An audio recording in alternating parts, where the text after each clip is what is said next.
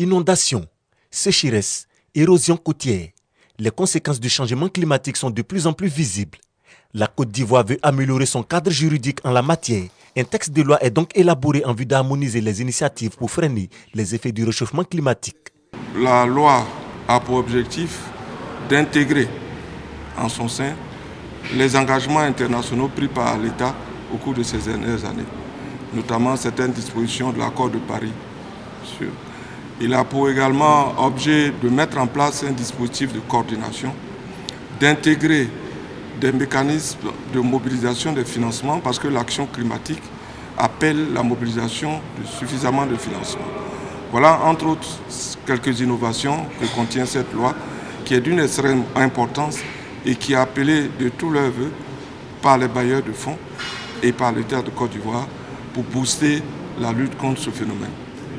Le texte est adopté à l'unanimité. Il prend en compte des infractions dont les études d'impact environnemental non effectuées par certaines entreprises avant installation et les remblayages non autorisés. Il y a le code de l'environnement qui intègre la plupart des infractions liées à l'environnement, mais de façon spécifique, cette loi prend en compte un ensemble d'infractions liées au mécanisme des marchés carbone, de façon spécifique.